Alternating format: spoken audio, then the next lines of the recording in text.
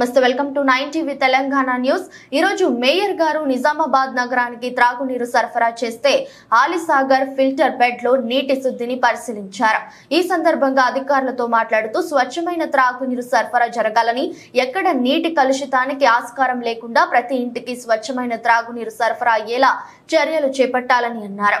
ఈ సందర్భంగా మేయర్ మాట్లాడుతూ నగరానికి అధిక మొత్తంలో నీటిని సరఫరా చేసే ఆలిసాగర్ ఫిల్టర్ బెడ్ లో జరిగే నీటి శుద్ధి ప్రక్రియను పరిశీలించినట్లు తెలిపారు। ఈ కార్యక్రమంలో deputy engineer Anand Sagar, assistant engineer Shankar తదితరులు పాల్గొన్నారు।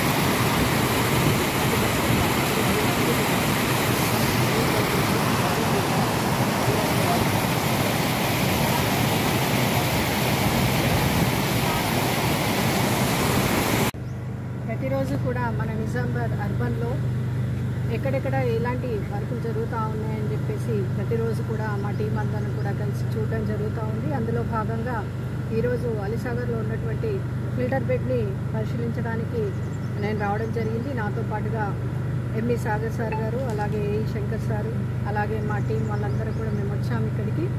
అయితే ఇంతకుముందు కూడా నేను చూడడం జరిగింది। ఇక్కడ మళ్ళీ ఎలాంటి కొత్త ప్రవేశపెట్టారు, మళ్ళీ ఎలా వాటర్ అంతా కూడా సక్రమంగా ప్రజలకు చేరుతుందా లేదా, ఎలాంటి ఇక్కడ క్రియాశీల పనులు జరుగుతూ ఉన్నాయని చెప్పేసి చూసిన సందర్భంగా పూర్తిగా పై వరకు వెళ్ళి మరి ఎలాంటి అంటే ఆలం వేయడం నుంచి చెరువు నుంచి ఎలా వాటర్ వస్తున్నాయి అందులో ఆలం వేసి, అలాగే దాన్ని పరిశుభ్రపరిచిన తర్వాత కిందల ట్యాంక్లోకి రావడం, ట్యాంక్ నుంచి మళ్ళా మొత్తం క్లీన్ అయిన తర్వాత క్లోరిన్ కలిపిన తర్వాత టర్బన్స్తోని మళ్ళీ ప్రతి వాటర్ ట్యాంక్లకు కూడా వెళ్ళే విధంగా చాలా చక్కగా ఇదంతా కూడా ప్రణాళికబద్ధంగా కట్టడం జరిగింది। కాబట్టి మరి ప్రతిరోజు కూడా ఇక్కడ ఉన్నటువంటి వర్కర్స్ లబ్ధ సిబ్బంది కూడా చాలా చక్కగా వర్క్ చేస్తారు। ఇక్కడ ఎలాంటి ప్రాబ్లమ్స్ ఉన్నా కూడా వెంటనే మన కార్పొరేషన్ తరఫు నుంచి మా ఎంఈ వాళ్ళందరూ కూడా వెంటనే తగిన జాగ్రత్తలు తీసుకొని మరి వెంట ప్రజలకి ఎలాంటి వాటర్ సదుపాయాలకు ఇబ్బంది కలగకుండా చేస్తూ ఉన్నారు। ఇంకో ప్రత్యేకత ఏంటంటే మన నిజామాబాద్ మన మున్సిపల్ కార్పొరేషన్ మాత్రమే మొత్తం తెలంగాణ రాష్ట్రంలో ప్రతిరోజు కూడా మన అర్బన్లో ఇంటింటికి వాటర్ని సప్లై చేస్తుంది। ఇది మన నిజామాబాద్లో చాలా గొప్పగా చెప్పుకోవాల్సినటువంటి విషయం। ఎందుకంటే ఏ కార్పొరేషన్ అయినా కూడా ఏ మున్సిపాలిటీలో కూడా దినం తప్పేసి దినం వాటర్ వస్తాయి, కానీ ఇక్కడ మాత్రం మనకి వాటర్ బాడీస్ దగ్గరలో అన్నీ ఎక్కువగా ఉండడం వల్ల మనకి ఫిల్టర్ బెడ్స్ కూడా ఒకటి సరిపోకుంటే రెండు కాకుంటే 3 అని ఇప్పటివరకు మనం 4 ఫిల్టర్ బెడ్లను తయారు చేసుకున్నాం। జనాభాను లెక్కల దృష్టిలో పెట్టుకొని మరి ఇప్పుడు ఎంఈ గారు చెప్తా ఉన్నారు, ఇవి కూడా సరిపోకుంటే ఇంకో కొత్తది కూడా ఫిల్టర్ బెడ్ నిర్మించాలని చెప్పేసి అనుకున్నట్టుగా తెలుస్తూ ఉంది।